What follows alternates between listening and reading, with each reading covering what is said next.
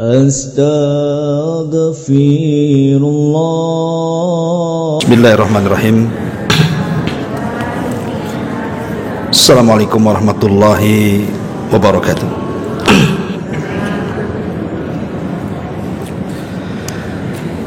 Alhamdulillah wassalatu wassalamu ala Rasulillah wa ala alihi wa sahbihi wa mawalah wa la hawla wa la quwata illa billahi wa ba'du. Alhamdulillah, segala puja dan puji hanya milik Allah subhanahu wa ta'ala.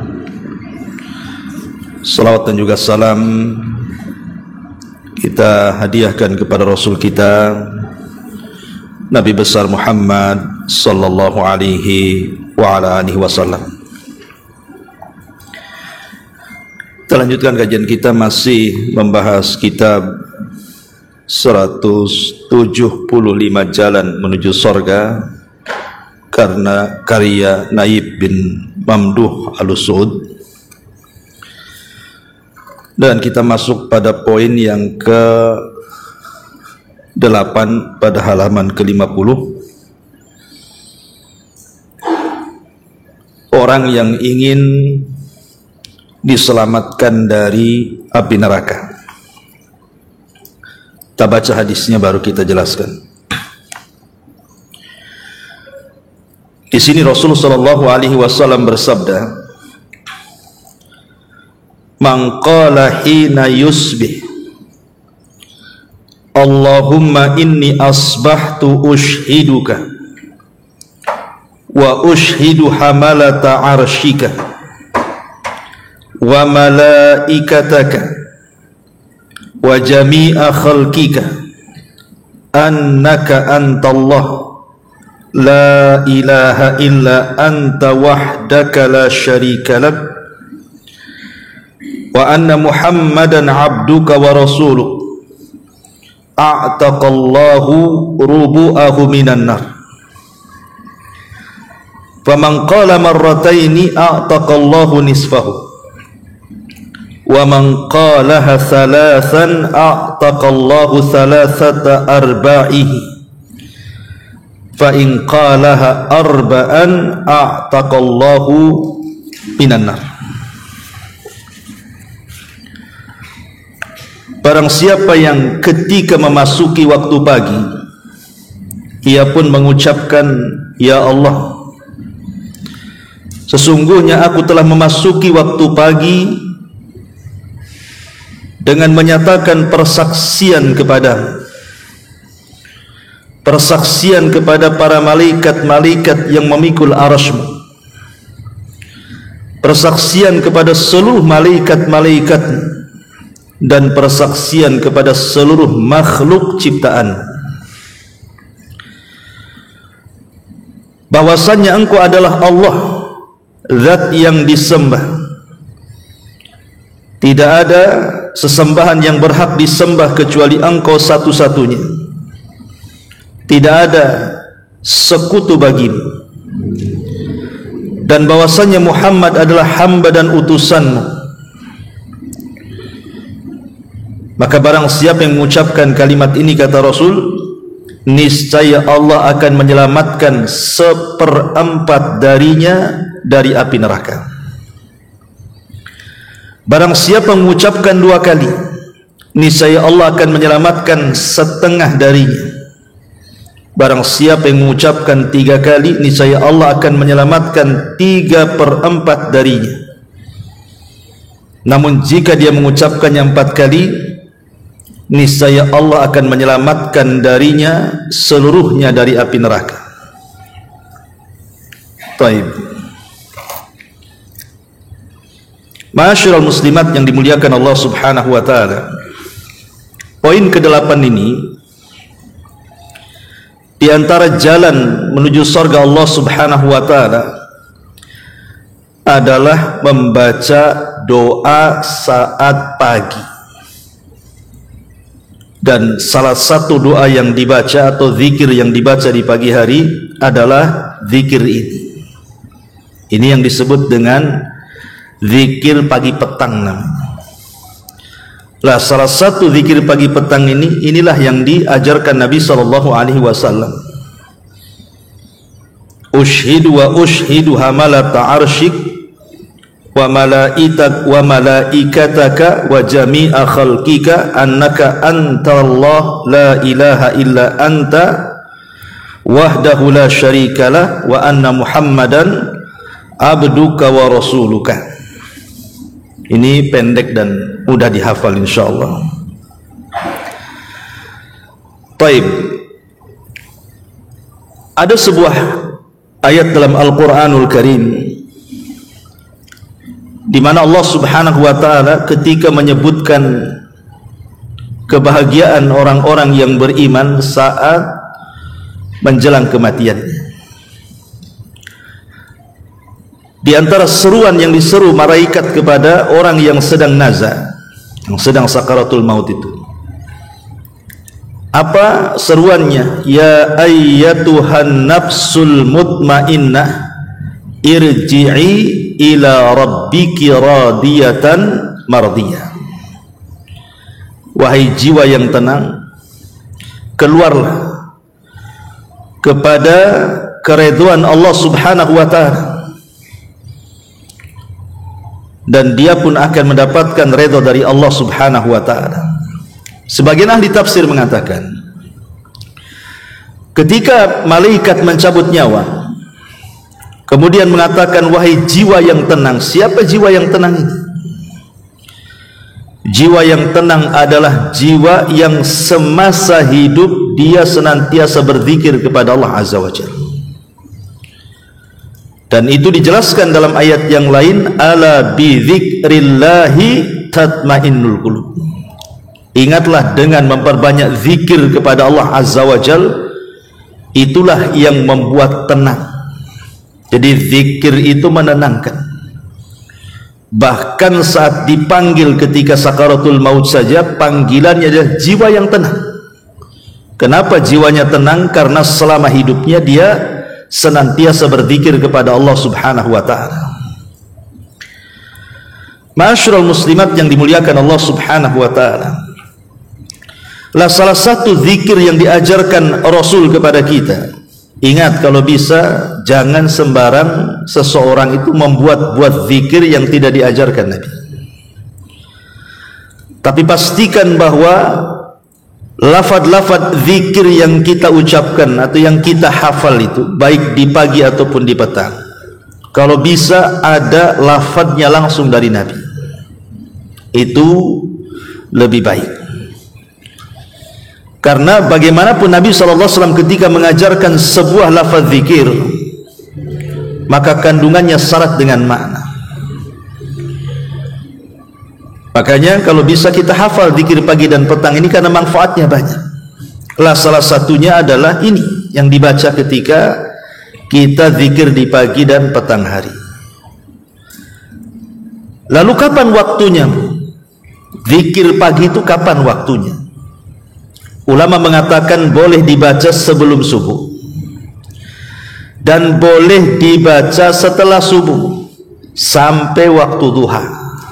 Itu zikir pagi.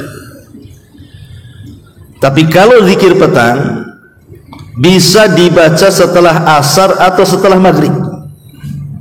Jadi boleh setelah asar, boleh juga setelah maghrib. Tapi kalau pagi boleh sebelum subuh ataupun setelah subuh sampai waktu duha. Jadi waktunya panjang sebenarnya. Lah di sini Nabi Shallallahu Alaihi Wasallam memberikan sebuah keutamaan. Satu lafaz ini saja Bu, kalau ibu baca, ushiduka wa ushidu hamalata arshika wa malaikataka wa jami'a khalqika annaka antallahu la ilaha illa anta wahdaka la syarika lak wa anna Muhammadan abduka wa rasuluh. Apa kata Nabi Shallallahu Alaihi Wasallam? A'taqallahu rubu'ahu minan nar. Maka Allah Subhanahu wa taala akan membebaskan 1/4 badan kita dari api neraka. Berarti kalau seandainya 2 kali kita baca, berarti separuh badan kita diselamatkan dari neraka. Berarti kalau seandainya 3 kali, berarti 3/4 badan kita selamat dari neraka. Kalau 4 kali, selamatlah dari kepala sampai kaki, terbebas dari api neraka. Kan enak, baca 4 kali saja, 1 badan kita sudah diselamatkan. Kalau 1 kali kan 1/4, kemudian 2 kali separuh, kemudian 3 kali 3/4. Kalau 4 kali, berarti semua badan kita terselamatkan dari api neraka. Lihat bagaimana rahmat Allah subhanahu wa ta'ala kepada kita. Hanya membaca 1 doa ini saja 4 kali, itu sudah dijamin kita oleh lisan Nabi SAW terbebas dari api neraka. Ma'asyiral muslimat yang dimuliakan Allah Azza wa Jalla, ini bagian kecil keutamaan zikir pagi ini. Baik, kita akan bentangkan sedikit keutamaan yang lebih daripada itu yang dijelaskan oleh para ulama. Para ulama mengatakan bahwa di antara keutamaan atau rahasia zikir pagi itu, mereka mengatakan bahwa asraru adzkaris sabah wal masa, ada rahasia besar ketika ibu baca zikir di pagi ataupun petang hari itu. Fi tausiatir rizki, pertama, Allah subhanahu wa ta'ala akan meluaskan rizki kita. Orang yang suka mendawamkan zikir pagi petang, itu salah satu keutamaannya adalah meluaskan rizki. Siapa sih di antara kita yang ingin diluaskan rizki? Semua kita ingin diluaskan rizki. Dan rizki itu bukan hanya terbatas harta saja. Ustaz, saya sudah zikir pagi, ya penghasilannya segini-gini aja. Suami saya juga segini-gini saja. Kok tak tambah-tambah ya? Ini sudah 10 tahun saya baca ini masih ngontrak saja ini. Kok tidak punya rumah sendiri? Itu karena kita memahami rizki itu hanya sebatas harta saja. Padahal rizki yang paling besar adalah bukan di harta, tetapi di ketenangan hati itu. Diluaskan hati kita, itulah sebenarnya rizki yang sesungguhnya. Karena hidup kita itu kan tidak lama. Banyak orang dari muda sampai dia tua dia mengumpulkan harta, kemudian kaya, habis mati pun ditinggalkan kekayaan. Belum lagi selama hidup dia tidak tenang hidupnya kan. Tapi banyak orang-orang yang ya kondisinya sih tidak terlalu kaya, pas-pasan lah hidupnya, tetapi hatinya luas, makanya luas segalanya. Dan itu salah satunya adalah dengan zikir pagi. Kemudian juga wal khuruju minadz-dziki wal karbi, dengan memperbanyak zikir pagi dan petang itu, maka setiap zik itu kesempitan dada. Wal karbi itu artinya hal-hal yang menimpa kita dari musibah yang akhirnya kita kemudian stres, bingung dan begitu seterusnya. Maka dengan mendawamkan zikir pagi dan petang itu bisa mengeluarkan dari perkara-perkara itu. Dan ini coba ibu kan nggak pernah nyoba masalahnya ya. Coba kalau mamanya lagi stres, lagi bingung, lagi ada masalah, teruslah lisan itu berzikir kepada Allah Azza wa Jalla. Maka nanti ada khasiatnya itu, tentu dengan sebuah keyakinan bahwa ketika kita lebih mendekatkan diri kepada Allah Azza wa Jalla, Allah akan turunkan ketenangannya kepada kita.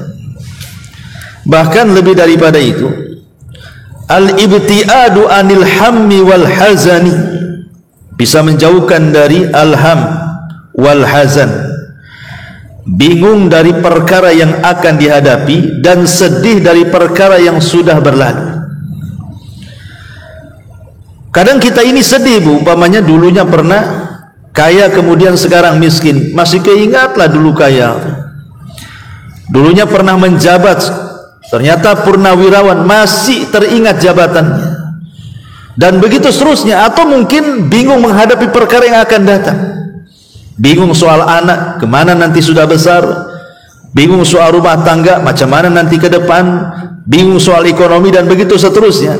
maka dengan zikir pagi dan petang akan dijauhkan dua perkara yang menghantui manusia itu.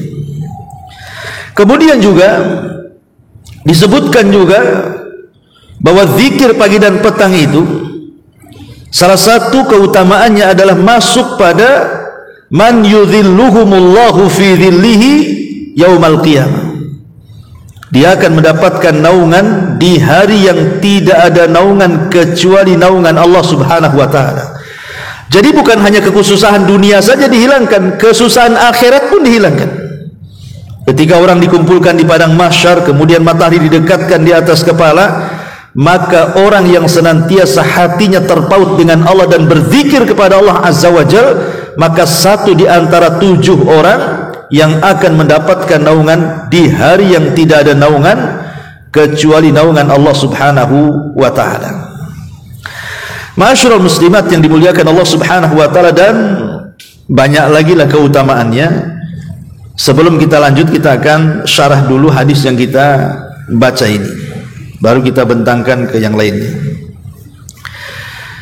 Di sini kata para ulama, di sini ada lafaz ushiduka, aku bersaksi kepadamu ya Allah.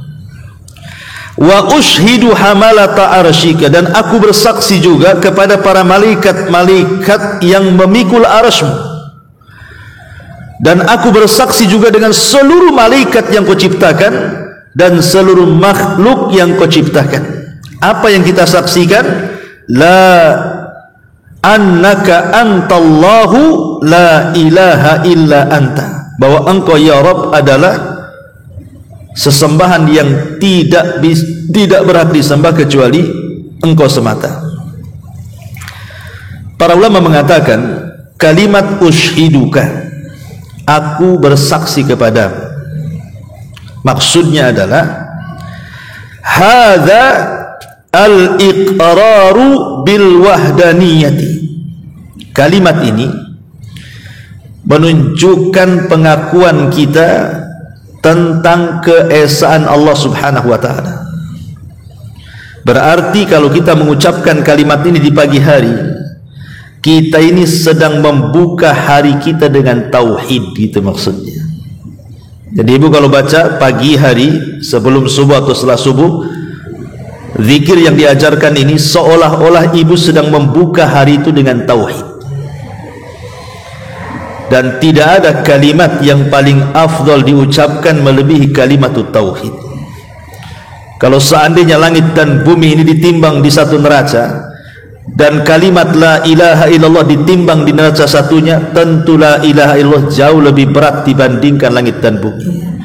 Artinya ibu sedang membuka pintu sorga dengan kalimat yang memberatkan setiap timbangan amal kita. Kan enak ya. Karena ada orang-orang itu yang ketika di pagi hari dia tidak mau berdoa tuh, tidak mau mentauhidkan Allah Subhanahu wa taala. Yang lebih parahnya kadang-kadang hari-harinya setiap hari dia buka dengan laknat Allah Azza wa Jalla. Seperti orang-orang yang tidak pernah sholat. Coba dia bangun tidak sholat tuh, secara otomatis kalau tidak sholat ya tidak wudu. Kalau tidak wudu ya tidak ada bacaan-bacaan zikir yang ia bacakan begitu. Kalau seandainya kemudian setiap hari orang ini membuka harinya dengan laknat Allah, nanti kemudian siang juga sama, tidak sholat lagi dilaknat lagi, sore tidak sholat lagi dilaknat lagi, nanti malamnya gitu lagi. Lah orang yang seperti ini mau berkah gimana caranya? Sementara keberkahan itu datang dari Allah Subhanahu wa taala. Maka orang yang membuka paginya dengan tauhid kepada Allah Azza wa Jalla, dengan berzikir dan juga melaksanakan salat yang wajib, berarti hakikatnya kita telah membuka pintu berkah langit dan bumi itu, karena membuka harinya dengan tauhid. Ma'asyiral muslimat yang dimuliakan Allah Azza wa Jalla, ini poin yang pertama. Kemudian poin yang kedua di sini, wa ushidu hamalata arsy, dan juga saya bersaksi dengan para malaikat-malaikat yang memikul arsy. Nabi SAW pernah diizinkan oleh Allah Subhanahu wa Ta'ala untuk mensifatkan malaikat pemikul arsy. Kata Nabi SAW, tahu enggak siapa malaikat pemikul arsy itu? Kata Rasul, badannya itu sangat tinggi menjulang ke langit. Jadi kakinya itu nempel di bumi yang paling rendah. Bumi ini kan 7 lapis tuh, ke bawah. Lah kakinya itu di bawah lapisan yang ke-7. Kemudian badannya terbentang sampai melintasi seluruh langit yang ada di langit. Membentang ke langit pertama, kedua, ketiga, keempat, kelima, keenam, ketujuh, sampai melewati arsy. Sampai melewati kursi, sampai melewati sidratil muntaha, sampai melewati sorga. Baru kemudian tanduknya, malaikat pemikul arsy kan punya tanduk tuh. Tanduknya itulah yang memikul arsy Allah Subhanahu wa Ta'ala. Kalau bukan Nabi yang menceritakan, mungkin kita katakan ini kayak hayalan saja. Masa ada makhluk sebesar itu kan begitu ya, kakinya menembus ke 7 lapis langit yang paling dalam, tiba-tiba kemudian badannya menjulang sampai seluruh lapisan langit, sampai tembus ke kursi, ke sidratil muntaha, sampai ke sorga. Kayak menghayal jadinya. Tetapi karena yang menghabarkan Nabi SAW, salah satu bentuk keimanan kepada Rasul adalah at-tasdiqu bima akhbar. Kita harus membenarkan apapun yang dihabarkan Nabi, masuk di akal atau tidak masuk di akal. Memang gak masuk di akal kan, mana ada makhluk sebesar itu, setinggi itu. Tapi itulah Nabi SAW yang menghabarkan, kita wajib membenarkan. Ada juga yang mengatakan bahwa malaikat hamalatul arsy ini adalah Israfil. Jadi Israfil ini dia punya tugas ganda. Sebelum kiamat maka dia ditugaskan untuk memikul arsy. Tetapi kalau sudah mendekati kiamat, maka Allah Subhanahu wa Ta'ala akan berikan tugas lain berupa meniup sangkakala. Dan para malaikat pemikul arsy ini bukan satu. Allah Subhanahu wa Ta'ala menghabarkan semua jumlahnya ada 8. Ketika Allah Subhanahu wa Ta'ala menciptakan arsy ini belum disanggah oleh malaikat, belum. Jadi Allah ciptakan arsy, baru Allah ciptakan malaikat pemikulnya. Lah para malaikat pemikul arsy ini ditugaskan oleh Allah untuk memikul arsy. Ketika melihat besarnya arsy, malaikat-malaikat ini sempat kurang optimis kalau dia sanggup memikul arsy itu, dan mengatakan, ya Rabb, arsy sebesar ini mana sanggup kami memikulnya, katanya. Karena besarnya arsy Allah itu, ibu bisa bayangkan, kalau seandainya langit dengan bumi saja kita bandingkan, ibarat ibu lempar cincin ke padang pasir. Cincin itu buminya, padang pasir itu langitnya. Kalau kita gabungkan tuh langit dengan bumi, kemudian kita bandingkan dengan kursi, maka sama dengan cincin dilempar ke padang pasir. Cincin itu langit buminya, padang pasir itu kursinya. Oke lah, kita gabung semuanya, kursinya, sak langitnya, sak buminya, sak planet-planetnya, semuanya kita gabung jadi satu. Dibandingkan dengan arsy Allah Subhanahu wa Ta'ala, maka itu sama dengan cincin dilempar ke padang pasir. Cincin itulah kursinya, langitnya, buminya, galaksinya. Padang pasir itulah arsy-nya. Cemana yang menciptakannya? Allahu Akbar. Tentu Allah lebih besar dibandingkan makhluknya kan. Makanya sempat kemudian malaikat-malaikat pemikul arsy saat diciptakan itu enggan untuk memikul arsy. Mana sanggup kami memikul ini, katanya. Tapi Allah Subhanahu wa Ta'ala ajarkan satu doa kepada para malaikat, agar malaikat mengucapkan la haula wala quwwata illa billahil azim. Tidak ada daya dan kekuatan kecuali milik Allah Subhanahu wa Ta'ala. Ketika malaikat membaca la haula wala quwwata illa billah, tiba-tiba muncul kekuatannya, dan sejak itulah malaikat pemikul arsy memikul arsy sampai hari ini, bahkan sampai kiamat dibangkitkan. Dari sini ada faedah, Bu, jangan remehkan kalimat la haula wala quwwata illa billah. Ini kalimat yang bisa memberikan kekuatan kepada badan kita dan juga pikiran kita. Jadi ibu kalau lagi lemas nih kan, mungkin sakit pinggang, sakit apalah, lagi lemas, habis capek gitu bu ya, biasakan mengucapkan la haula wala quwata illa billah. Itu bisa menambah kekuatan tuh. Asal yakin ya, yakin kepada Allah subhanahu wa ta'ala bahwa tidak ada daya dan kekuatan kecuali milik Allah subhanahu wa ta'ala. Karena lihat malaikat ini yang tidak sanggup mikul aras ketika mengucapkan kalimat itu jadi kuat dia. Lah kita bersaksi dengan para malaikat yang kuat-kuat yang Allah subhanahu wa ta'ala ciptakan di sini. Kemudian wa malaikatahu, dan seluruh malaikatnya. Ini namanya penyebutan khusus dulu baru umum. Karena kan malaikat aras kan bagian malaikat juga, disebutkan juga malaikat lainnya, menunjukkan bahwa ada keistimewaan para malaikat pemikul arsy karena disebutkan secara khusus, kemudian baru bicara tentang seluruh malaikat. Wa malaikatahu, dan aku bersaksi kepada seluruh malaikat-malaikat. Kenapa kita bersaksi kepada seluruh malaikat Allah azza wa jalla juga? Karena tidak ada makhluk yang diciptakan yang hanya untuk beribadah kepada Allah kecuali para malaikat. Jadi Allah itu tidak ada kekurangan dari makhluknya yang menyembahnya. Makanya ada istilah, kalau seandainya seluruh malaikat kufur, tidak akan mengurangi kekuasaan Allah. Kalau seandainya seluruh manusia beriman, tidak akan menambah kekuasaan Allah. Karena kalau seandainya tidak ada manusia, cukup malaikat saja, jumlah mereka jauh lebih banyak dibandingkan kita, dan mereka tidak pernah maksiat kepada Allah. Itulah kekuatan dan kekuasaan Allah subhanahu wa ta'ala. Baru setelah itu wa jami'a khalqika, dan seluruh makhluk-makhlukmu. Karena tidak ada makhluk yang Allah ciptakan selain manusia kecuali semua bertasbih. Semua bertasbih dengan mengucapkan kalimat alhamdulillah. Makanya Allah mengatakan wa in min kulli syai'in illa yusabbihuna bihamdihi walakin la tafqahuna tasbihahum. Tidaklah segala sesuatu yang Allah ciptakan melainkan semua bertasbih dengan memuji Allah, tapi kalian tidak tahu tasbih mereka. Jadi kalau seandainya Allah perdengarkan tiang ini bu, tiang di masjid ini, Allah perdengarkan tiang ini bertasbih, maka ibu akan mendengar tiang ini mengucapkan kalimat alhamdulillah. Kalau seandainya umpamanya itu lemari buku itu bertasbih juga, cuman kan ibu tidak dengar tasbihnya. Kalau dia mau bertasbih dan diperdengarkan, maka ibu akan dengar lemari itu mengucapkan alhamdulillah. Dan semuanya, semua makhluk yang Allah subhanahu wa ta'ala ciptakan.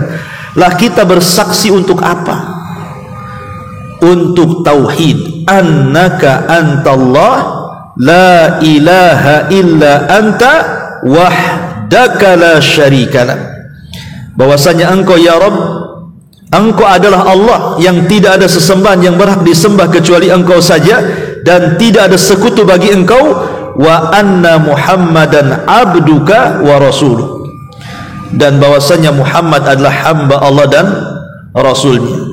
Lihat bagaimana kandungan makna ini, bahwa zikir ini kenapa dicantumkan pengarang coba.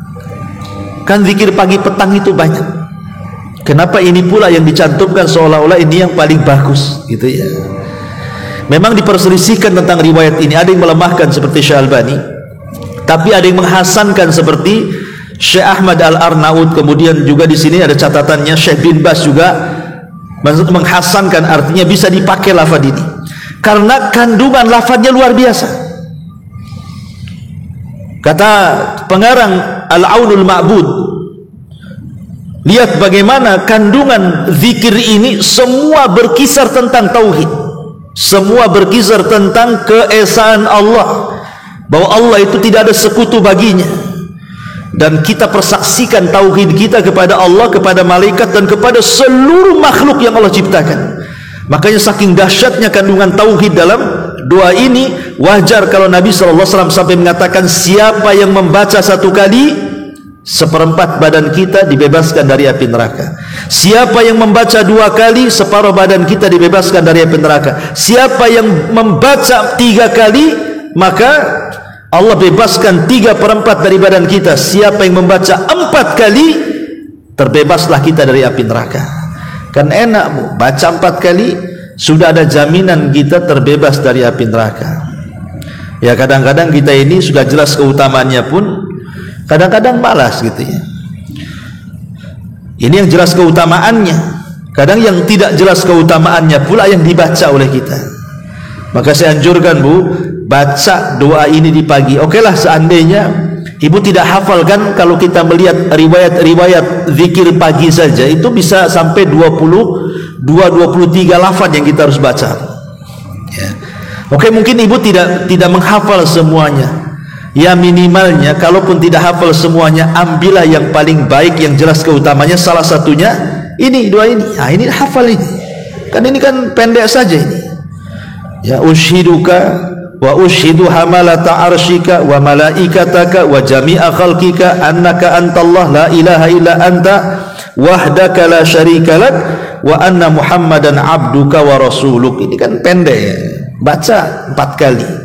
Jadi kalau Ibu baca 4 kali setiap pagi, berarti hari ini kita terbebas dari api neraka. Besok kita baca lagi, terbebas dari api neraka lagi 1 hari itu. Terus sampai kemudian Allah takdirkan kita meninggal dengan membaca ini. Insya Allah penuh keyakinan Bu, kita tidak mungkin disentuh api neraka, karena jaminannya atas lisan Nabi. Nabi yang menjamin kita tidak akan disentuh api neraka dengan membaca ini. Itulah enaknya zikir. Zikir ini ibadah yang gratisan. Tidak perlu pakai uang. Kalau Ibu mau zakat pakai uang, mau sedekah pakai uang, mau sholat perlu gerakan lagi kan gitu. Mulai dari takbir sampai salam. Mau haji apalagi menggabungkan gerakan dan uang. Sebutkan ibadah semuanya itu pasti ada gerakan yang melelahkan dan ada biaya yang harus dikorbankan. Tapi zikir itu enggak. Zikir ini sudah tidak berbiaya gitu ya. Tidak banyak gerakan badan, cukup lisan saja. Kemudian bisa dilakukan anak kecil, orang dewasa, orang tua, laki-laki, perempuan, anak-anak, semua bisa melakukannya. Dan zikir ini juga tidak ada ruang waktu dan tempat kapanpun kita bisa lakukan, kecuali yang sudah ditentukan waktunya. Seperti memang Rasul mengatakan, apabila Ibu baca di pagi hari zikir ini, berarti kan jelas ada waktunya tuh. Kalau sudah ada waktunya, enaklah kita baca zikir ini, berarti ada keutamaannya. Tapi yang jelas bahwa kalau Ibu membaca doa ini kemudian di pagi hari, maka seolah-olah Ibu membuka hari Ibu dengan tauhid kepada Allah Subhanahu wa taala. Dan kalau itu yang dilakukan, berarti 1 hari itu Allah Subhanahu wa taala pasti akan memberikan berkahnya kepada kita, karena kita mentauhidkan Allah. Ya. Ma'asyiral muslimat yang dimuliakan Allah Subhanahu wa taala. Kemudian juga kalau kita lebih membentangkan lagi tentang keutamaan zikir ini, di antara faedahnya, faedah daripada zikir ini apa sih? Kenapa kemudian zikir yang kita baca ini sangat penting dibaca setiap pagi? Saya ambil ucapan seorang ulama namanya Al-Imam As-Safarini rahimahullahu ta'ala di dalam kitabnya Syarhu Manzumah Al-Adab. Apa kata beliau? Wal hikmatu fihi iftitahun nahari wa ikhtitamuhu bil adhkari allati 'alaiha al-madar wa hiya mukhul ibadati wa biha tahsulul afiyatu was sa'adatu. Beliau mengatakan, adapun hikmahnya kenapa kita buka dengan zikir ini di pagi hari dan juga kita tutup dengan zikir ini di petang hari, kata beliau, karena zikir itu sendiri adalah mukhul ibadah. Dia adalah jantung daripada ibadah itu sendiri. Hati kalau tidak ada zikir Bu, itu jadi mati, maksudnya begitu. Makanya ada istilah perbedaan orang yang berzikir dengan orang yang tidak berzikir, itu sama dengan orang mati dan orang hidup. Jadi kalau orang mati itulah orang yang gak zikir itu. Kalau orang hidup itulah orang yang berzikir. Atau kalau lebih jelasnya, orang yang berzikir dengan orang yang tidak berzikir itu sama kalau ibu punya rumah, ndak ada pintu, ndak ada jendela. Ibu kalau punya rumah nih, ndak ada pintunya, nggak ada jendelanya kan, semua bisa masuk kan Bu? Kotoran bisa masuk, debu bisa masuk, sampah-sampah bisa masuk, kena angin, bahkan maling pun bisa masuk, penjahat pun bisa masuk. Lah itulah hati kalau tidak berzikir, semua bisa masuk ke badan tuh. Setan bisa masuk, was-was bisa masuk, stres bisa masuk, semua bisa masuk tuh jadinya kan. Tapi kalau ibu berzikir berarti seolah-olah ibu punya rumah, ada pintu, ada jendelanya, tidak sembarang masuk. Setan aja tidak bisa masuk, kejahatan nggak bisa masuk, was-was nggak bisa masuk, stres sedih nggak bisa masuk. Kenapa? Karena ada tamengnya tuh. Tameng itulah zikir kepada Allah Subhanahu Wa Taala. Bahkan lebih daripada itu, wabiha tahsulul afiyatu wassa'adah. Dengan itu, dengan membaca zikir dari di awal hari dan juga akhir hari, bisa mendapatkan afiyah. Afiyah itu artinya kesehatan dan juga kebahagiaan. Jadi seolah-olah ibu memulai pagi itu dengan kesehatan dan terbentang kebahagiaan sampai sore hari. Ingat ketika saya membahas ini Bu, bahwa setiap malam itu kan setan datang kepada kita, kemudian mengikat setiap tengkuk manusia. Ibu kalau mau tidur malam-malam, itu setan itu sudah nengok-nengok ibu tuh, kapan dia tidur. Kadang-kadang sengaja kalau masih ba'da isya, kalau memang ibu belum tidur itu sengaja nggak digantuk-gantukan sama setan tuh. Nanti setan datang ke telinga ibu, ambil tuh handphone tuh, tengok Instagram, kata setan tuh kan.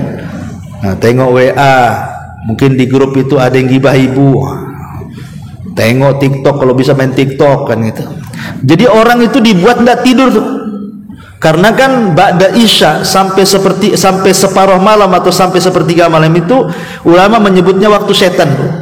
Waktu setan itu ada 3. Waktu setan itu ada 3. 1, sebelum maghrib, itu waktu setan. Makanya kenapa Nabi SAW melarang tidak boleh mengeluarkan anak-anak di waktu maghrib itu, karena setan lagi main-main tuh. Jadi kalau sudah menjelang maghrib jangan mengeluarkan anak-anak keluar, nanti kesambet anaknya.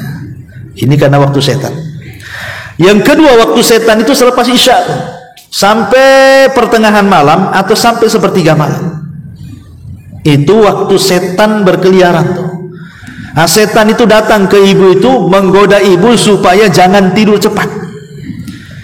Ya, dikasih was-was, bilanglah sama suami, itu loh di pojok sana ada warung baru buka tuh enak tuh, itu viral tuh di TikTok tuh. Nah, akhirnya kuliner malam, ya kan? Pulangnya jam 11. Pulang itu enggak langsung tidur, nengok handphone dulu sampai jam 12, jam 1 baru ngantuk. Jadi setan itu mempermainkan kita itu, ba'da isya itu gimana caranya jangan sampai tidur. Nanti kalau sudah jam 12 baru nguap-nguap ngantuk-ngantuk, jam 1 tidur, dipastikan kalau jam 1 tidur, tidak mungkinlah tidur 1 jam 2 jam ibu bangun. Apalagi memang julukannya Ummu Naum gitu ya. Ibu tukang tidur iyalah, makin gak bangun kan itu. Jadi kalau sudah seperti itu, sudah tidurnya lambat, setan itu ketika tidur ganggu lagi tuh. Sudah diganggu jangan tidur, ketika tidur diganggu lagi dengan cara apa? Diikatlah tengkuk kita itu 3 ikatan. Lah setiap satu ikatan itu kan ada mantranya tuh. Apa mantranya? Kata setan, nim naumatan tawilah katanya. Tidur malam masih panjang katanya. Nanti diikat lagi, gitu lagi. Tidur malam masih panjang, tidur malam masih panjang. Padahal sudah subuh tuh. Masih tidur masih panjang saja tuh. Baru kalau jam 8 kata setan bangun katanya. Setan yang bangunin kita. Tapi kalau kita bangun sebelum subuh, kemudian kita bacalah doa ini, doa yang diajarkan Nabi SAW ini. Ya, ushiduka wa ushidu hamalata arshika, dan begitu seterusnya. Apa kata Nabi SAW?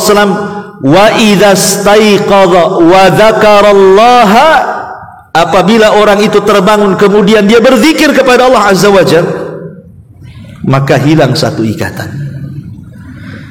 Baru 1 ikatan. Ya, tapi kalau seandainya kemudian lanjut setelah berzikir ibu baca ini atau baca-baca zikir pagi yang lainnya gitu ya, sebelum subuh tuh, kemudian ibu mulai beranjak ke kamar mandi, kemudian berwudu, hilang 2 ikatan. Kemudian ibu sholat subuh atau mungkin sholat yang lain sebelum subuh, maka 3 ikatan itu hilang. Apa yang terjadi? Maka di pagi hari kata Nabi SAW, tayyibu nafsi, ibu jiwanya bersih, jiwanya akan tentram, tenang. Bahkan dalam riwayat, ibu akan nasyid, akan semangat, tahu arah hidup hari itu. Tapi orang kalau kemudian tidak baca zikir, tidak wudu, tidak sholat, maka hari itu akan menjadi hari yang paling buruk dalam hidupnya. Kenapa? Karena Allah buat kotor jiwanya, dan Allah berikan masalah yang terkadang tidak tahu datang dari mana masalah itu. Tahu-tahu banyak masalah saja. Kan lihat keutamaan zikir luar biasa. Makanya kalau ibu baca ini luar biasa, bisa mengurai ikatan setan kalau dibaca sebelum subuh, gitu maksudnya. Kalau dibaca setelah subuh ya lain lagi keutamaannya. Tapi yang jelas bahwa satu zikir ini saja, ini sudah cukup bagi kita, kata Nabi SAW, membebaskan kita dari api neraka. Wallahu a'lam bishawab. Ini juga diantara perkataan Al-Imam As-Safarini rahimahullahu ta'ala. Kemudian juga dikatakan oleh para ulama yang lainnya bahwa zikir pagi dan petang ini kasbu ridallahi azza wajal, ibu akan mendapatkan keridhaan Allah azza wajal, ziyadatu quwwatil imani billah, dan akan bertambah kekuatan iman kita kepada Allah, dawamu silati billah, dan akan senantiasa terhubung antara kita dengan Allah subhanahu wa ta'ala, wa dzikrullahi azza wa jalla lil abdi fi mala'il a'la, dan lebih daripada itu nama ibu disebut-sebut di atas langit sana. Jadi kalau ibu ingin terkenal di langit, ingin jadi selebritis langit, banyak-banyak zikir maksudnya. Maka yang memuji kita itu para malaikat di langit sana. Bayangkan Allah menyebut nama kita, kemudian memuji kita, habis itu dipuji oleh seluruh malaikat yang ada di langit. Kita dipuji malaikat Jibril, Mikail, Israfil, dan seluruh malaikat langit. Apa enggak bangga kita itu? Maksudnya enggak yakin sih, itu yang masalahnya. Ya, coba kalau yakin, kita bisa jadi selebritis langit tuh, hanya cukup membaca zikir saja. Ketika ibu baca zikir ini, nama kita disebut-sebut di langit. Kemudian juga al-hifdzu min syarril insani wal jin, bisa menghilangkan keburukan yang datang dari manusia dan jin. Wa syarri kullil makhluk, bahkan keburukan seluruh makhluk. Dengan berzikir kepada Allah, kita dijauhkan dari keburukan manusia, keburukan jin, dan keburukan seluruh makhluk. Karena Allah subhanahu wa ta'ala menciptakan manusia itu kan tidak semuanya baik. Ibu punya kawan kan, ada yang baik, ada yang tidak baik kan, itu ya. Lah kita berlindung kepada Allah dengan memperbanyak zikir itu, jangan sampai kita mendapatkan keburukan dari kawan yang tidak baik.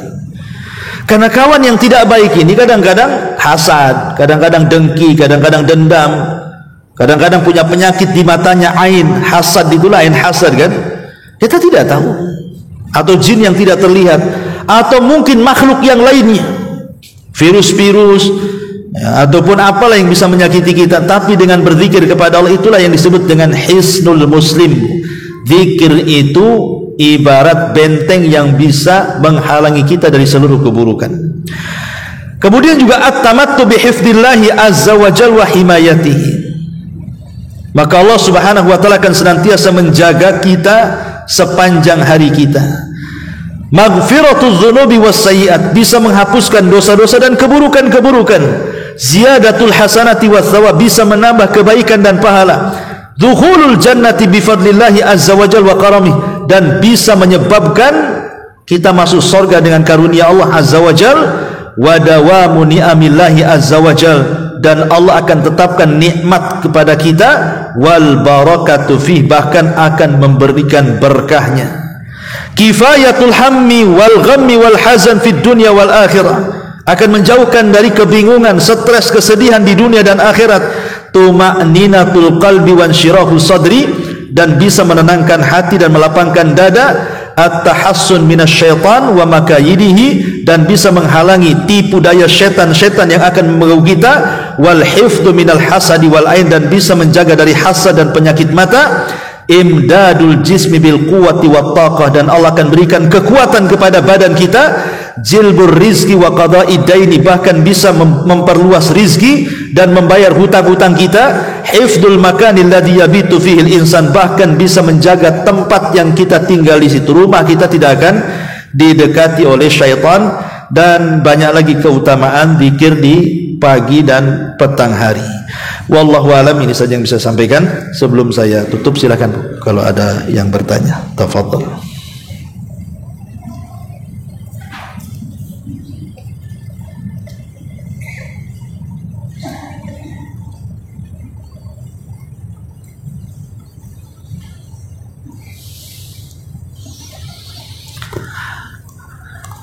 Ada?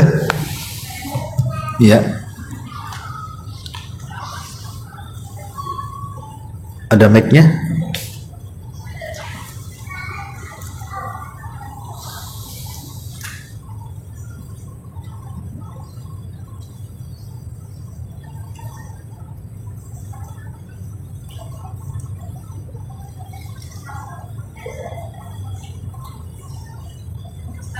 Ya.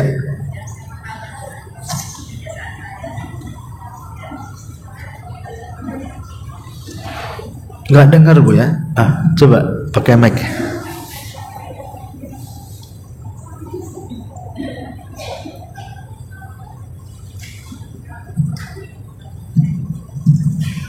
Assalamualaikum warahmatullahi wabarakatuh. Waalaikumsalam warahmatullahi wabarakatuh.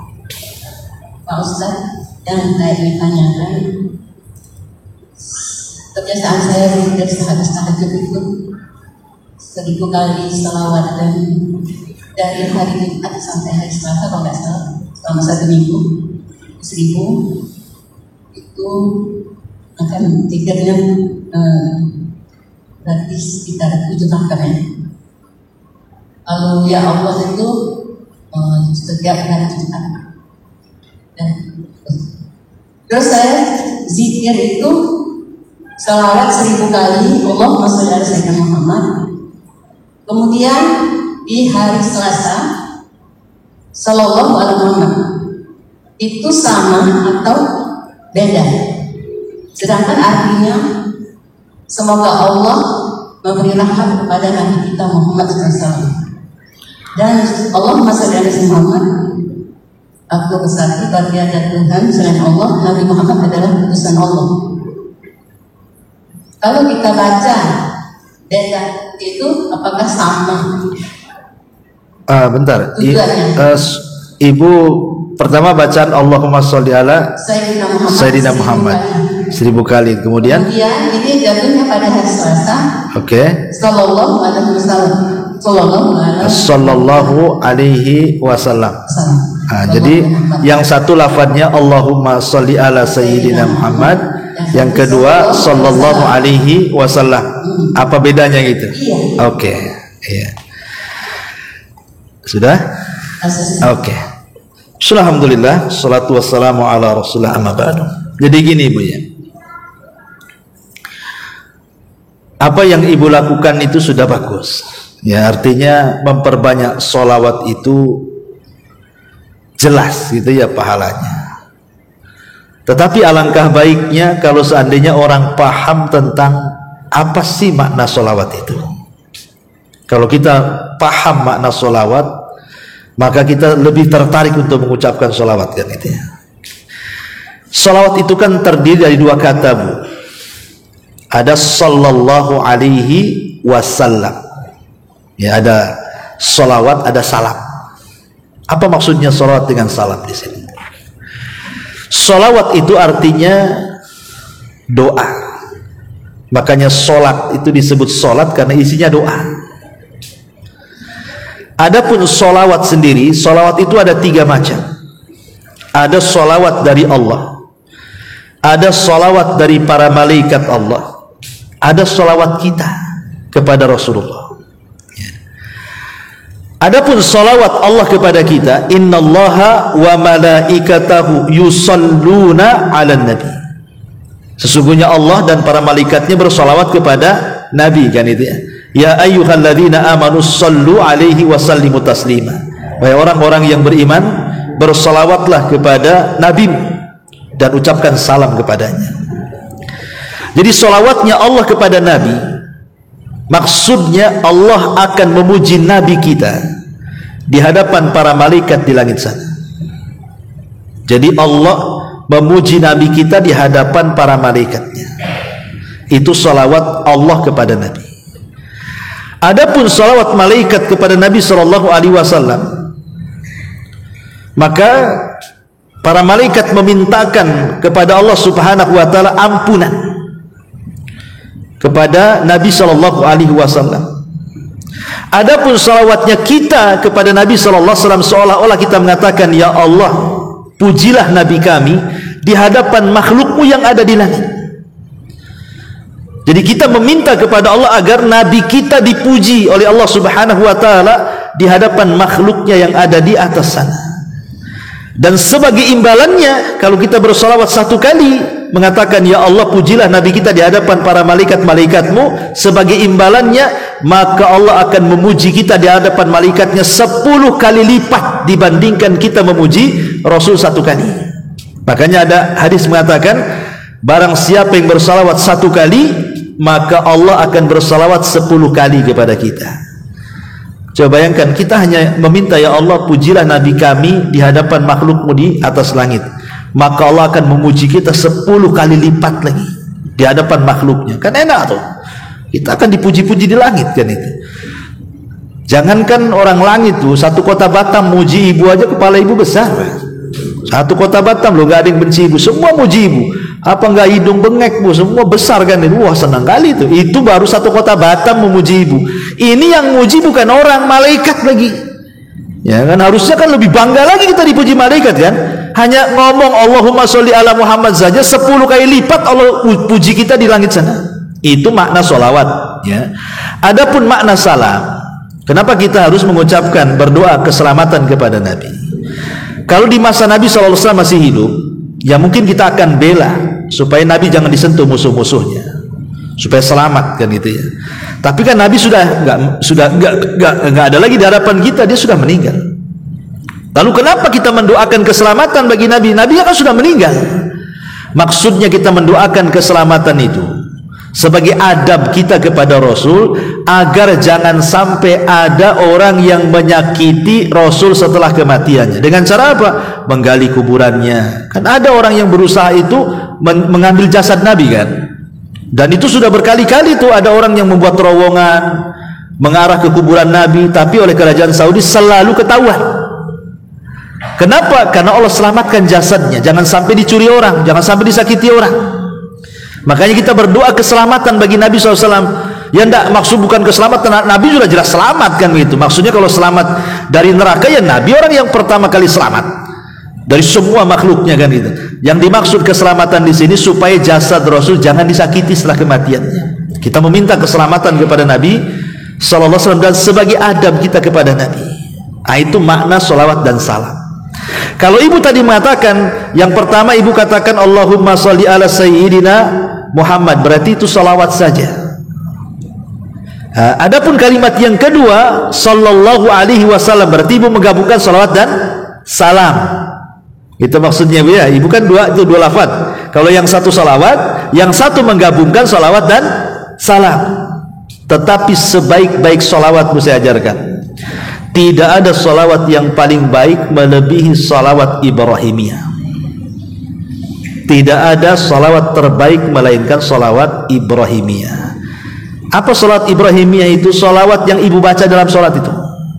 Allahumma sholli ala Muhammad wa ala ali Muhammad kama shallaita ala Ibrahim wa ala ali Ibrahim innaka Hamidum Majid. Nah, itu namanya salat Ibrahimiyah. Inilah lafaz salawat terbaik kalau ingin dijadikan sebuah zikir. Ya, pokoknya ibu mau baca 1000 kali, 2000 kali salat Ibrahim, ini salat terbaik. Baca aja Allahumma sholli ala Muhammad wa ala ali Muhammad kama shallaita ala Ibrahim wa ala Ibrahim innaka Hamidum Majid. Terus baca seperti itu. Itu sholawat terbaik yang disebutkan oleh para ulama. Kenapa? Karena menggabungkan dua sholawat, sholawat Nabi dan sholawat Ibrahimiyah. Tapi kalau kepanjangan gitu ya tidak apa-apa, seperti tadi ibu yang ingin mengatakan Allahumma sholli ala Muhammad, Allahumma sholli ala Sayyidina Muhammad atau sallallahu alaihi wasallam, tidak ada masalah. Ya, itu sebuah kebaikan. Tetapi yang harus diperhatikan adalah kalau memang ibu mau mendawamkan seperti itu kan itu ya tidak perlu kemudian dibatasi dengan waktu. Ya, umpamanya tidak harus pagi, ya siang kita baca, sore kita baca, malam kita baca kan itu ya. Tidak perlu dipatokkan dengan sebuah waktu. Karena itu akan lebih baik lagi, karena lisan kita akhirnya menjadi lisan yang suka bersolawat. Nah, kalau dipatokkan dengan waktu ini juga perlu dalil dari Al-Quran dan Sunnah Nabi SAW bahwa jam segini harus baca sekian kali, jam segini harus baca sekian kali, ini kan perlu dalil. Tapi kalau kita kemudian umumkan pokoknya jam berapa saja kita bersolat sebanyak mungkin gitu ya, mau 1000 mau ada 1000, kalau kuat maka itu lebih baik lagi. Insya Allah kalau kita banyak bersolawat kepada Nabi SAW, jangan itu pula yang menjadi perantara kita mendapatkan syafaat Nabi sallallahu alaihi wa ala alihi wasallam. Wallahu a'lam bishawab. Ya. Ada lagi? Fadhali. Coba kasih mic-nya tuh ke belakang.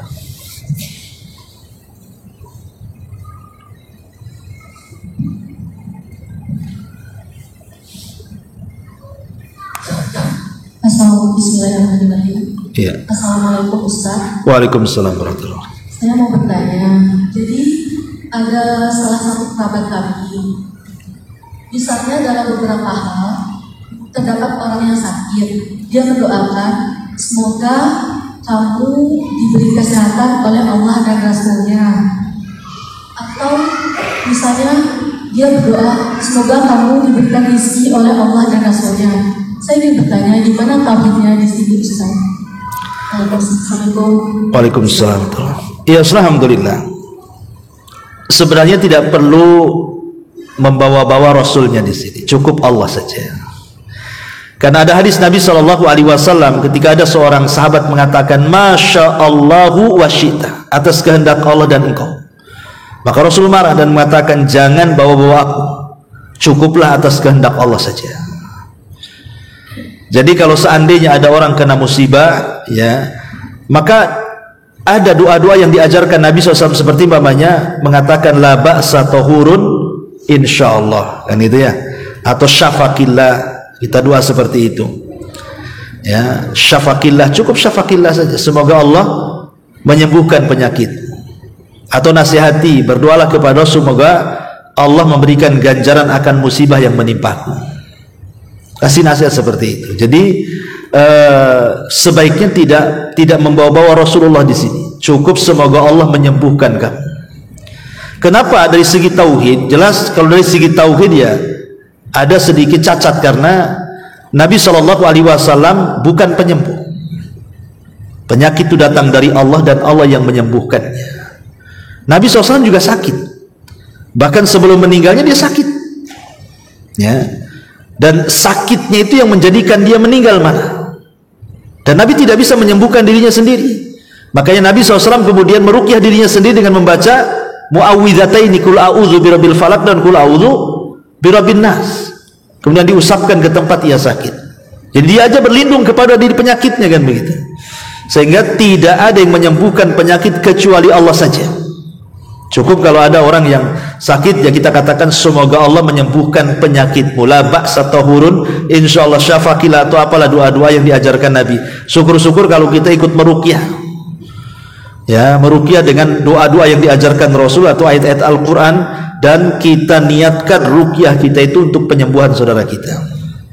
Jadi dari segi tauhid ya tidak benar kalau membawa Rasul dalam kesembuhan, karena Rasul bukan penyembuh.